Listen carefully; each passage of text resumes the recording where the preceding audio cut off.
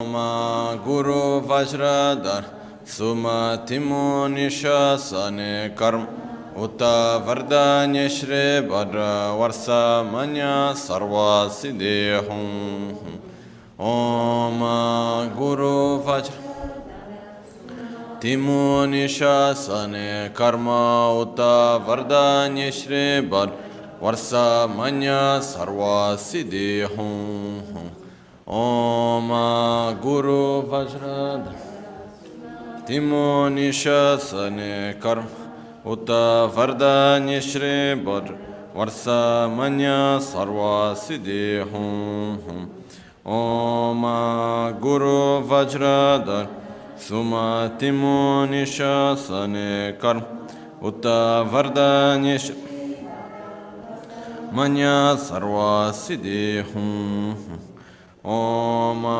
Guru Vajradhar Timo Nishasane Karma Ta Vardanya Shri Bhadra Varsa Manya Sarva Siddhi Hum Om Guru Vajradhar Suma Timo Nishasane Karma Uka Vardanya Shri Bhadra Varsa Manya Sarva Siddhi Hum Om Guru Vajradhar Suma Timo Nishasane Karma Varsa Manya Sarva Siddhi Hum Dagi Jetsun Lama Tuje Che Nyamda Dala Tuje Siksu So Gebe Shesan Dala Tendo So Uyon Sungi Nawa Tsedu Sol Seji Ningne Sowa Debe Tse Dejen Korlo Vesu Lekshune Yila Sambe Dede Malupa Gemel Hungi Drubra Jingelo Sonye Sodan Digdun Shape Tse Dungi Namge Yinsu Lekshun Labchen Sonye Yonsu Tsopadan Cheranye Dun Chanwara Jingelo Chanchu Pargi Ninsen Tukun Tu Niu Peme Siudru Lekshun Chanchu Drube Gege Kunshi Shi Tungen Dela Drubra Jingel Dagi Lona Chela Chobadan Chemi Samchurangimba Shiwadan Chedan Tumbe Dede Maluba Bemel Hunge Drubra Jingelo Dorna Tingne Tera Tamchedan Techi Pardu Negav Tamchetu Rese Kyamne Lama Keleme Tukche Chingi Dala Siksu Sol Gongyab Dreve Nyamda Dachala Jetsun Lame Tuje Rabgongne Kudan Sungi Nawa Dralme Tu Nyamsu Nyongwe Kesan Tobrasho Kewa Kundu Yanda Lama Dan Drame Chiki Pela Longchechi Sada Lamgi Yunde Rabzor Dorje Changi Koba Nyurto Sho Pakyuke Kudan Dagi Lu Pakyuke Sundan Dagi Nga Pakyuke Tukdan Dagi Ye Tön Yerme Chindu Jingil Makyuke Kudan Dagi Lu Makyuke Sundan Dagi Nga Makyuke Tukdan Dagi Ye Tön Yerme Chindu Jingil Om Muni Muni Mahamuni Shakyamuni Soha Om Muni Muni Mahamuni Shakyamuni Soha Om Muni Muni Mahamuni Shakyamuni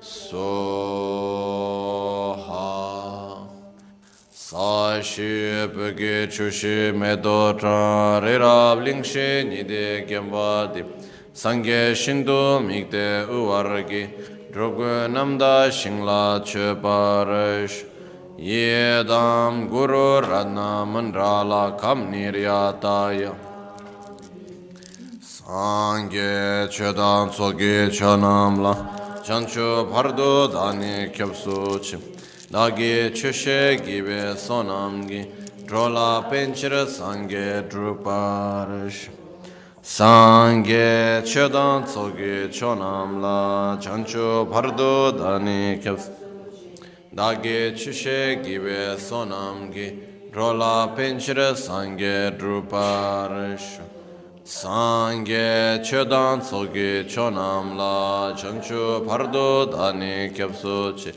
Dagi Jinso Gibe Sonamgi Drola Pinchira Sangye Druparish. In the Buddha, Dharma and Sangha, I take refuge until enlightenment. Through the practice of generosity and the other perfections, may I attain Buddhahood for the benefit of all sentient beings. Sometimes we ask ourselves, how do I know if I am following the right path or not? No? Sometimes, even within, let's say, the path of the Dharma itself, we can ask ourselves, am I going on the right direction, for example, regarding the correct view of reality? Am I going on the right direction regarding my own practice and so on? No? So first of all, the results to see if we are going on the right direction or not, we find them in our own state of mind, in our ability to deal with the different situations that we have in our daily life. So the more we are able to deal with less suffering, it means the better we are going, which means we are going in the right direction. So if, as we practice on our path, we see that we get more hard-minded and we have more difficulty to accept situations and to deal with them, and we have less patience, and we have less empathy for others, and so on, this means we are going in the wrong direction. Okay? But I would like to just to talk a little bit, explain a little bit before, how do we know if we are going on the right or wrong direction regarding the correct view of reality? Because in these days, the main topic that we are talking about is the correct view of reality. So just to keep on the same direction. How to know if I am or not going on the right direction. Okay? So,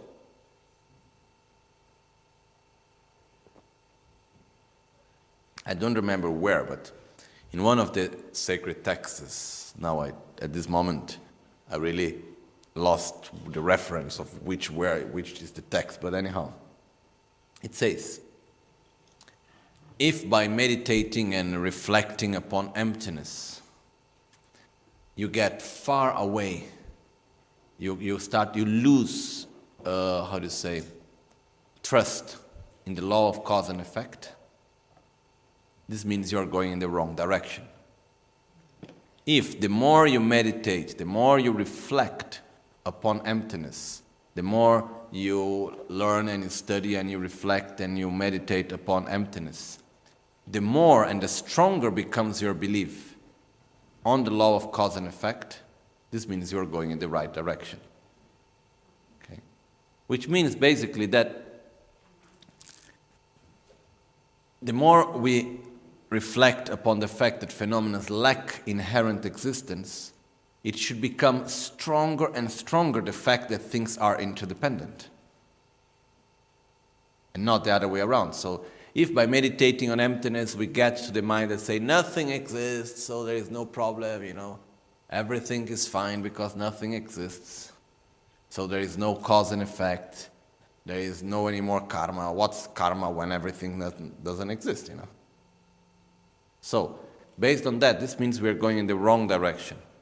In the moment instead that by reflecting upon emptiness, it becomes clear to us more and more that phenomena are interdependent. Because why do they lack inherent existence? Why phenomena do not exist out of their own characteristics? Because they depend on each other. We depend on each other. Everything is interconnected. So, in the moment that I say that something lacks inherent existence, what I am saying actually is that it is interdependent, that every action matters, that every word that we say, every thought that we have, every choice that we make matters, makes a difference, that every little phenomena interacts with each other. So, by understanding that, we end up giving more value and importance to everything. This makes a big difference. Okay? So the more we meditate on emptiness, the more stable should be our belief in interdependence. That's if this happens, this means we are going in the right direction. Okay? If again, by meditating on emptiness, we start losing the belief in the law of cause and effect and trying to live in a parallel existence in the absolute. The absolute doesn't exist without the relative. And what is actually the absolute reality? That relative reality is relative. Okay? That's it. Because how do we relate to relative reality? As if it was absolute. But actually it is relative. So what is absolute reality? Is the fact that relative reality is relative. Okay? So, the more we go to the absolute, the more we should get to the relative, the more strong it should become. No? There is a whole process when we study what are called the two truths, no, relative and absolute truth, and it's explaining that in order to realize the absolute truth, we must first realize that relative truth is relative. Okay? So, but the point that I want to get is that we should become more and more strongly connected to the fact that phenomena are interdependent, that they relate. And what does this mean practically? That everything has its role in existence. Nothing is disconnected from everything else. Everything is connected.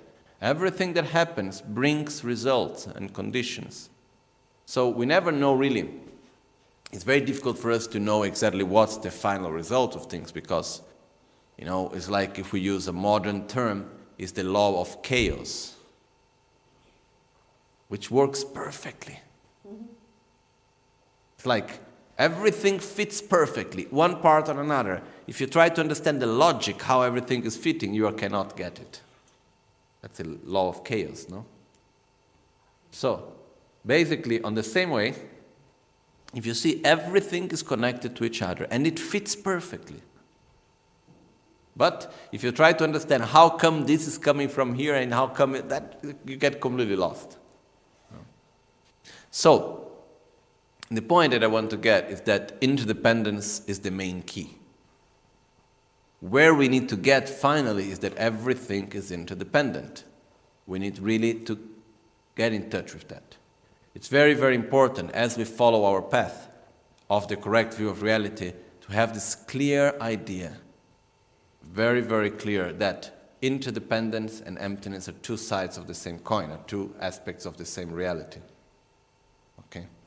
This is something very important. So the more we meditate on emptiness, the more clear, the more we have faith in interdependence, the more we get in touch actually with reality. This is important. Reflecting upon emptiness doesn't mean getting out of touch with reality. It means actually being in touch with reality in its real way. Okay? So valuing every aspect of life. Because everything has its own ability to change the rest. Okay? When we have normally the way how we relate to reality, by seeing phenomena appear to us as existing out of their own characteristics, and we grasp at it. Okay? By doing that, what we do is that we create a mental image of phenomena. Okay? We have an idealized view, an idealized image of things, of people, of ourselves, of our body, of our future, our near future, our faraway future, We have an idealized idea of New Year. We have an idealized idea about everything, basically. So what happens is that whenever we get in touch with the situation, with the person, with the object, whatever, and the actual experience is different from the idealized view we have, what do? Do we say, oh, I had a wrong view? Or we say the experience is wrong? We say the experience is wrong. Okay? This is where we are really cuckoo. No? It's like something is wrong with us when we do this, really, if we think in this way. Because what happens is that what we do basically is like, once by realizing emptiness, one of the great things is that there is a great level of relaxation. Because we are free from all the conflicts created by idealized image and experience. Because we know that everything is interdependent, and within interdependence, things happen out of causes and conditions, how they come. And we can experience them in different ways and live them in different ways. But things are not in the way how we expect them to be. Even now, we are supposedly in the first day of the year. And then we have this idea, okay, what is this new year going to be? And so on and so on. The more expectations we create, the more suffering we will generate. No? Normally it's like that. So what happened is that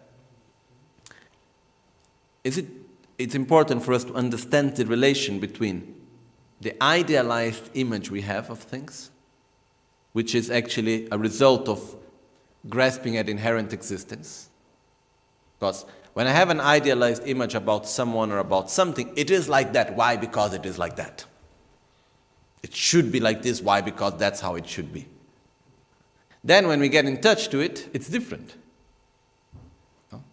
And then we blame someone for it being different.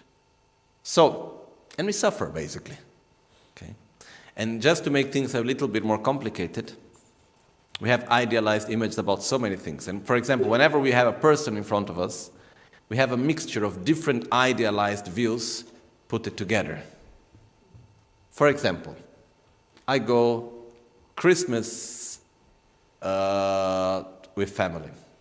So I'm going to see my father, my mother, my grandmother, my sisters, my cousins, whoever, okay? First of all, I have my own mental image, idealized idea what a father is. So in the moment that my father is not as what I think a father should be, he is wrong. Okay? I have an idealized idea what a brother, a sister, a mother, an uncle, and everything else should be. So then I have an idealized idea what my father is and what he person specifically, that little person there, should be. So then again, if he's not what I think that he should be, again, conflict. So we have idealized, more general idealized images of what is a father, what is a mother, what is a friend, what is a guru, what is this, what is that, blah, blah, blah, blah, blah, blah. And whenever this person or a situation, I have an idealized view, what is Christmas, what is New Year, what is this, what is that. So whenever this person or the situation does not correspond to the idealized image I have of it, I go into conflict. Okay? So, this conflict, it's coming in the point that something is wrong. I feel deeply that something is wrong. But instead of understanding that I have applied an image, I have attributed a value that it's wrong, it's an idealized image, what I do, I look to someone to blame for. Someone must be the, how to say in English, the colpevole, the guilty. No, culprit. Culprit. Okay. We need to find the one who made the mistake, the one who created the evil. who is to blame for it? Okay? And very often there is no one to blame for it. It's the simple fact of understanding that we have applied an image that is different from what reality is. Okay? What's the mechanism when you meet, when that happens with a complete stranger and you don't like the exchange? There are many things that actually imply a relationship with a person. Okay? There is the mental image that we have. When we see a person, normally we already put this person in some type of category of idealized things we have. Based on the color of their skin, based on the way how they dress, based on the place where we meet them, based on so many things, we already have an idealized image of them. Okay? Instantly. Because we are made in this way. You know, we have this, we are, how to say, conditioned in this way. Okay, we are full of preconcepts. Then there is all the other aspects of the energy of the person, of the karmic connections that we may have, of so many other things also. Okay? But the point that I want just to get here, before answering the question that Lagin made, is the fact that the more we are far from emptiness, the more we are far from reality. Because we live in a totally illusory reality, where things are in the way how I want them to be. Related, what happens when I project a future? Okay, now we are in the 1st of January, and I'm going to think, oh, you know, by July I'm going to have done this. I create the whole project. What happens when the future becomes present and it's not in accordance to the project I have put for myself? Something is wrong. Someone is to blame. And what happened when the future becomes a past? The future that I expected didn't happen, and it becomes a past. I'm still suffering of it. This should have happened, but it didn't happen because of... Why should it happen? Simply because I thought about it. Okay? If everything that I think about should happen, oh, the world would be a big mess.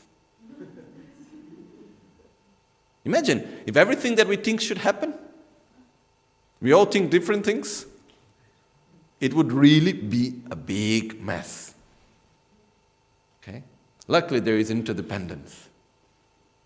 Okay? So, the point is that sometimes we just need to be a little bit more humble and understand that we cannot decide what is going to happen or not. We can put our effort in order to make things go in one way or another. That's the next step what I want to talk today. But actually, just in brackets, I don't know exactly at what point Rinpoche is coming, because he said, I'm coming, I don't know exactly at what point, so I'm trying to say things that I can stop at any moment, not make logics that are too long, okay? So, the point here first is really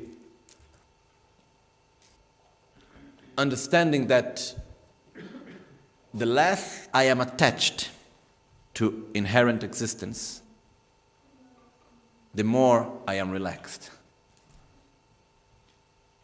Because I can relate myself with reality in a really relaxed way, because I say, okay, I do my best, I create causes and conditions, and I dance with reality. It's like knowing how to flow in the currents of the sea with the wind and so on. Instead of trying to have a straight direction and nothing can go against it. But then I have the currents that go in a different direction, the wind that is not in the way how I wanted, and I get upset with it. The wind shouldn't be like this, the current shouldn't be like this. But that's how they are. And so what I need to do, I need to know how to flow, I need to know how to sail in the right way. Okay? So in other words, by understanding emptiness, it helps us to know how to use interdependence in the right way, how to relate with interdependence in the right way, okay? And not to suffer. Now, the question that Lagin made about how to transform our mental defilements into the path to enlightenment.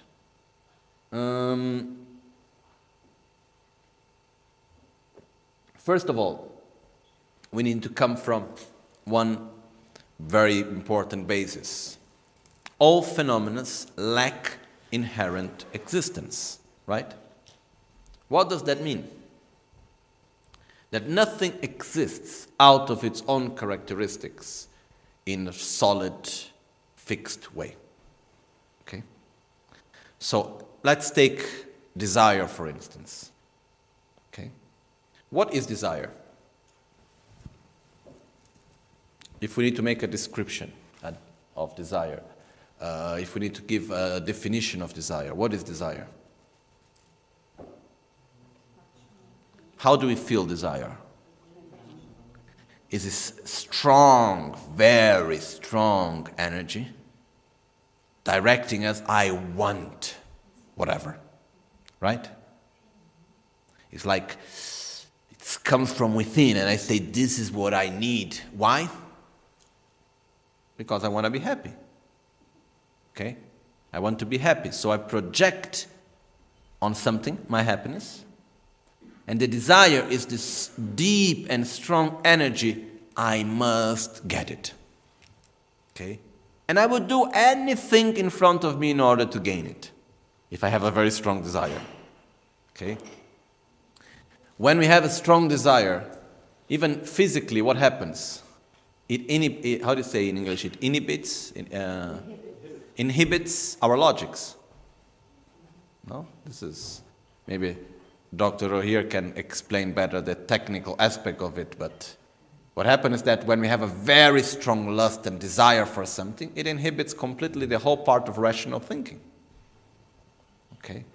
Which means actually it's a way of self-protection of desire itself in order to make it happen, because very often we want things that are not really that good for us, and the process of gaining them is not the best, and so on. So what happens is that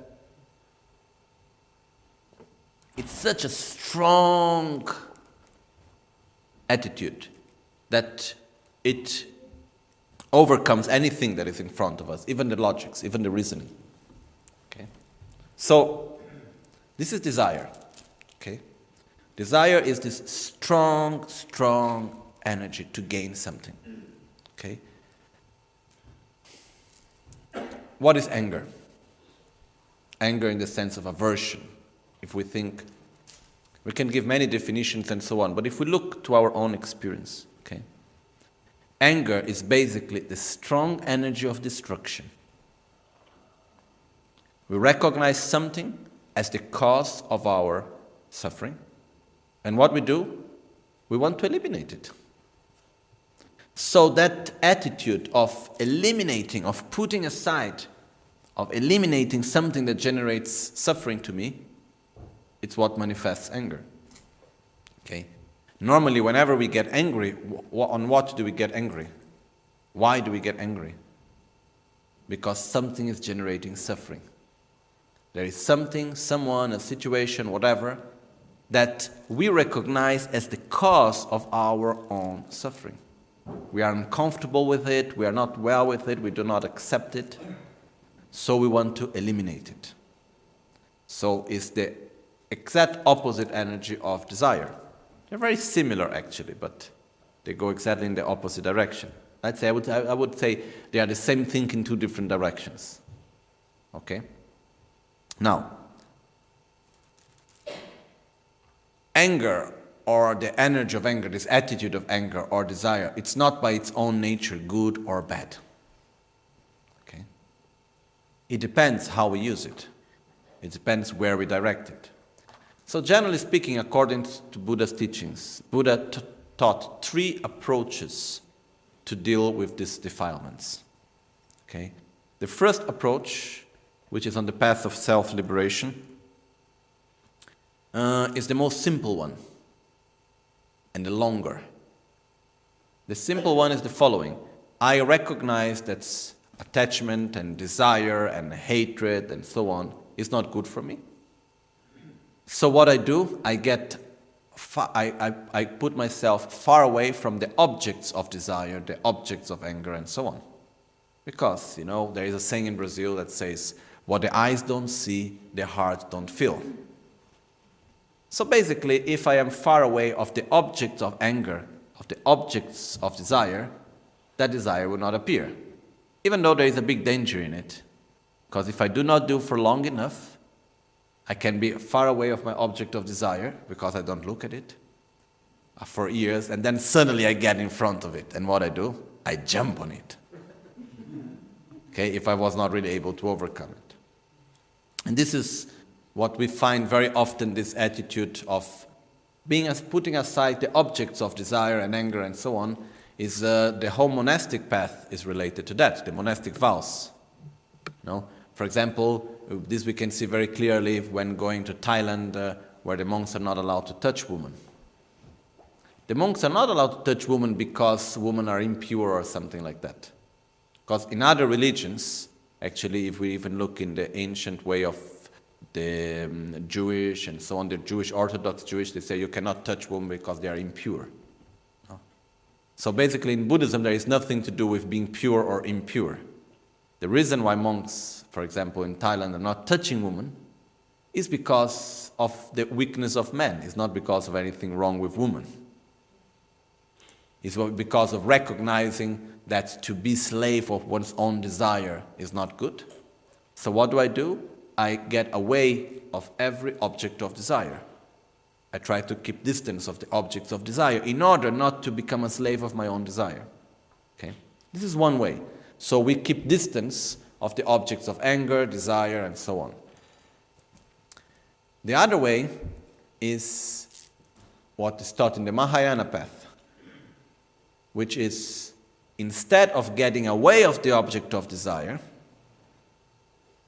I'm not going to run from it, but I'm going to reflect deeply on how it is actually something, a cause of suffering. So I'm going to abandon it without running away of the object, in order to be able to be in front of the object without any more that disturbing emotion. Okay? It's more difficult, but the results are better.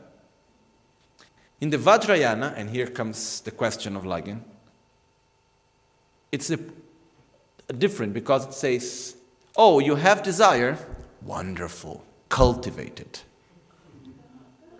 You are a person with a lot of desire, let's have more desire. You know, when we look at the images in Tantra, take for instance Vajrayogini and Heruka, are not images that are telling us to eliminate desire. Okay? On the other way around, what in Tantra is saying, you have desire, cultivate your desire. Make it stronger and stronger and stronger. You have anger, cultivate your anger. Make it stronger and stronger and stronger. But it doesn't finish here. Huh? It doesn't end here. Otherwise, we have a big problem. What happens? Why do we need to cultivate our anger and our desire? Because there is one point that is very important. It says, cultivate your desire, but direct it in a different way. Cultivate your anger, but direct it in a different way. As we saw, what is anger? It's the energy of destruction. So I will instead, because, for example, each one of us, we are different, no?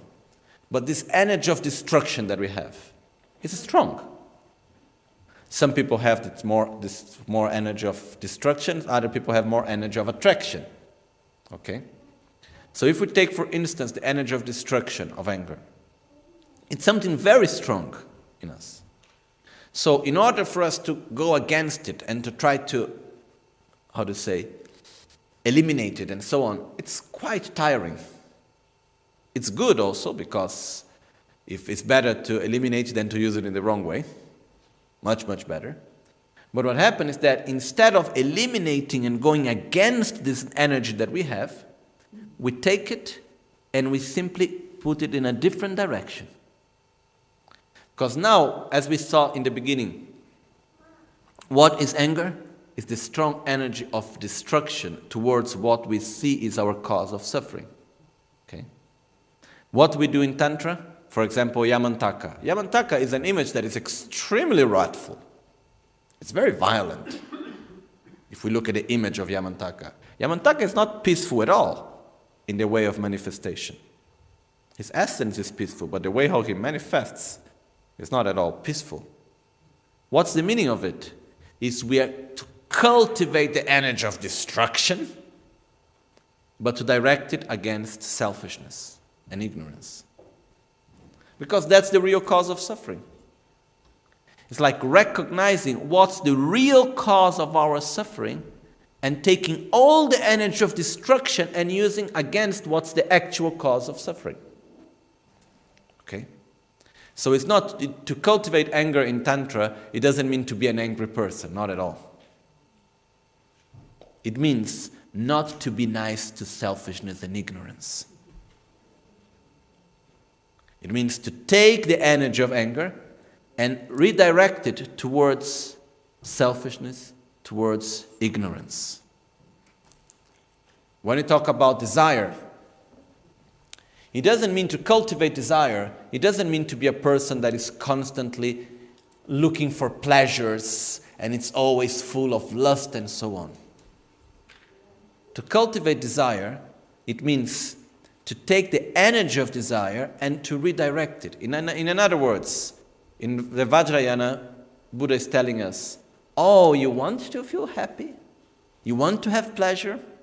Okay, that's wonderful. But the pleasures that you are looking for, they are nothing compared to enlightenment. So what do I really wish? Where do I direct? Where do I project my happiness? In the state of enlightenment. So I direct all my desire in order to be free from suffering for the benefit of others. I direct all my desire in that way. And in this way we transform the desire, we transform the anger. Okay? So, the point is that the energy of destruction of anger and the energy of desire itself is not positive or negative. It depends where it is directed. It depends in the way how actually we use it. Okay?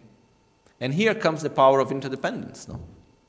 Because from our ignorant point of view of seeing phenomena as being truly existent or being inherent existence, we see anger. Anger is negative. Full stop. Buddha said to us, no. Anger is nor positive or negative. It depends the way how you use it, the way how you interact with it. So we take the energy of anger and we direct it against our own ignorance, against our selfishness. Okay. So that's the meaning of Yamantaka, for example, one of the meanings of Yamantaka. The destroyer of ignorance. Yamantaka is not going to ignorance and saying, excuse me, ignorance. You know, it would be better if you could be in a different way. This is not the place for you to be. Yamantaka is taking all the energy of destruction that we may ever be able to generate and going against anger and saying, again, going against our own ignorance and selfishness and saying, go away, that's not place for you to be. And if you do not move in an instant, I'm going to kill you right away. I'm not going to let any space for it. It's using the power of the energy of destruction in order to destroy what should be destroyed, which is our own ignorance and selfishness. Desire, like the practice of Heruka or Vajrayogini, is using the energy of desire in order to reach enlightenment. To direct it towards, I want so much to reach enlightenment. I must get in this state of great bliss and emptiness to help others. So this is the way of transforming. Okay? We can never transform anger or transform desire if we're still keeping them in the same direction. That's impossible. And to transform, it doesn't mean to make, a rabbit become whatever. To transform, it means to take the same thing and use it in a different way. Right? So, this is the way how actually we are going to transform these energies. Is it clear? Okay. You have to change the direction of that same energy. Okay? That's the point. You need to change the direction of that same energy. So, just answer, because here it's a little bit difficult when we get to the actual definition of words, because one word can have different meanings depending on the context where we put it and the way how we see it. No? So when we talk here about desire, basically what we mean by desire is the fact of projecting our happiness in something that we don't have. That's what we mean by desire. Is there is something that I want that comes out of what it's called, translated as craving also, which is this deep and strong energy that wish not to be happy and to, this deep and strong wish to be happy and not to suffer, which is, even a bodhisattva has it. It's not something, it's not a selfish mind, it's before the selfish attitude. Okay? And desire is when we direct our own wish to be happy on something that we do not possess. Okay? So this is what we mean right now by desire. Then we can have different ways of seeing it, and then we can go in a whole different way of discussion also. But what we mean normally when we talk about desire is exactly this projection of our happiness in something that actually we do not possess. And when we talk about the transformation of desire, it means to take this energy of I want something and redirect it in a different way. Okay? That's so one thing that it was my first intention of talking today, and I didn't say anything about that. So I just want to quickly touch on the subject, which actually, what I was saying was first an introduction to what I wanted to say, and after came the question from Lage, and we went in another direction, which was very good. But what I want to say is that in the moment that we understand that phenomena are interdependent, and we get in touch with this reality, we end up giving more value to each and every aspect of life. Okay? And one of these aspects is the cycles in which we live. So today is the 1st of January. There is a whole cycle of 1 year to go on. And sometimes I feel that we are not really aware of the cycles in which we exist and in which we interact. Okay? So, from the most simple point of view, today is also a new moon. So every month we have a moon cycle. No? And we are influenced by that. Our mind, our body, our emotions. Even if we take, for example, in the Buddhist texts, they say that whenever there is new moon and full moon, and more at full moon, and especially when there are eclipses, for example, our emotions become stronger. So whenever, like in a text, they say that merits and negative karma, they are multiplied. But I don't believe it's multiplied like there is a specific rule that in the eclipse day there's something, a multiplier for our actions, you know. It's not like that, the way how I believe. Basically what is said is that in these days our emotions are stronger. So when we do something out of anger, the anger will be stronger than normally. And the love will be stronger than normally during these days. Okay? So when we have like full moons, even, you know, there are studies that shows that at full moon, crimes made out of passion, desire, they increase in an incredible way. So what it's showing is that we are totally influenced by the cycles that in the world in which we exist. So there is the cycle of the moon. Every planet has an influence in us of a specific type of relationship that creates. You know, the influence doesn't necessarily need to be in one way or another, but depends on our side. You know, an influence is also made out of two parts. There's the one giving the influence and the one receiving the influence. So it depends on the way how I receive, that will also determine what I am being given, the way how it works. So what I want to say is that 1 year has cycles, which are the days of the week. Each day has their own type of energy. They have the month. Every month have also their specific type of energy. There is the cycles of the moon. Then we have the seasons of the year. You know? I was making a question this morning to myself. I didn't go to look for the answer yet. Now, maybe later I'm going to look for the answer. I don't know if anybody knows. Why the New Year is on the 1st of January? Why it was not, I don't know, why it's in the middle of the winter here in the northern hemisphere? Why it was not, why the New Year don't start with spring? No, in our calendar, I mean, no?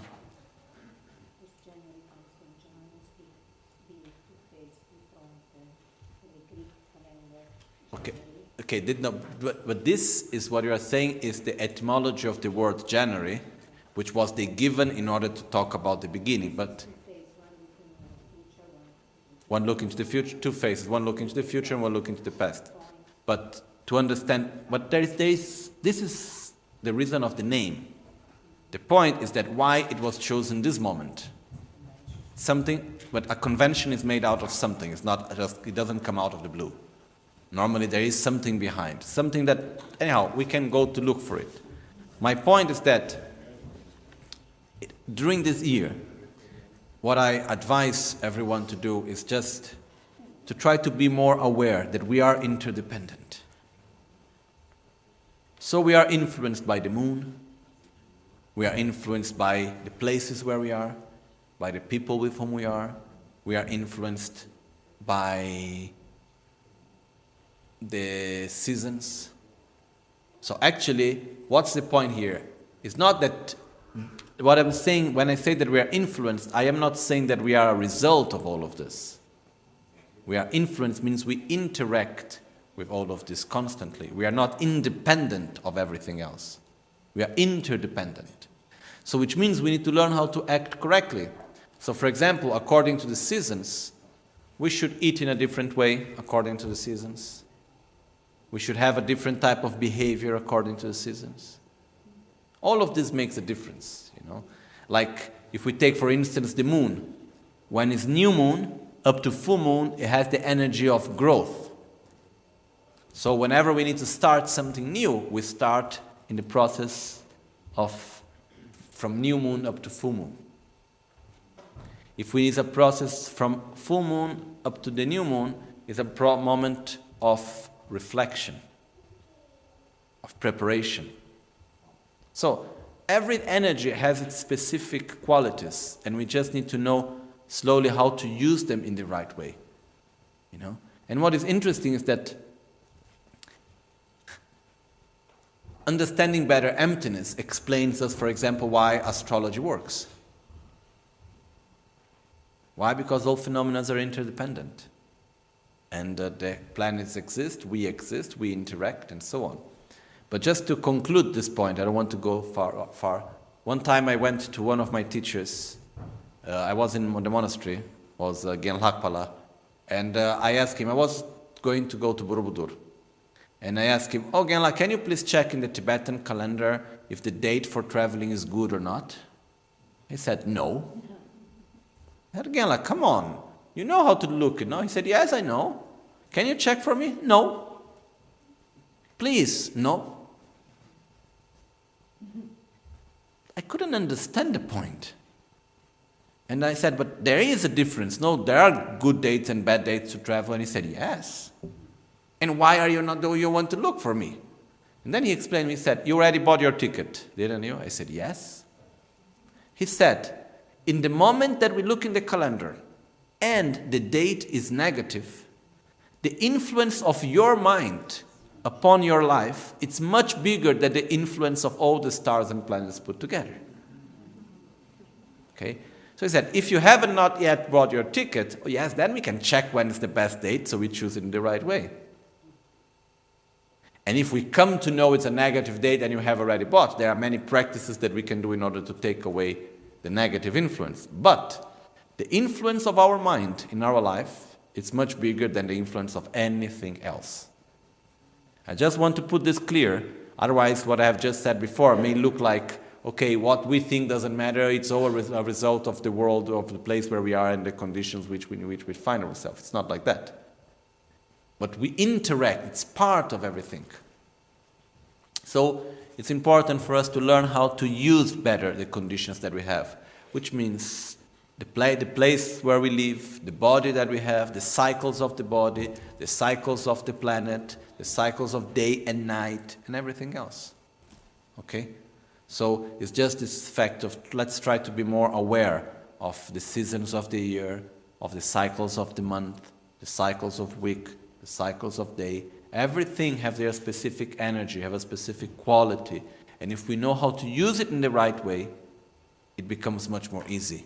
It's like going to sail, learning better the currents of the ocean and where are the winds coming from and going to. No? If we know how to use that, life becomes much easier. Okay? But it depends very much on how we put ourselves. So what I want to say is that we are interdependent, and that's why we need to deal correctly.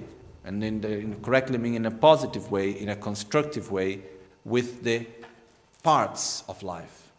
And the seasons, the planets, the moon, all the cycles in which we live are parts of our life. So just because we are starting a new cycle of a calendar, let's just remember that we live in cycles, and it's important to know and understand these cycles, that we are influenced by them in order to use and direct them in the best way for us. Okay?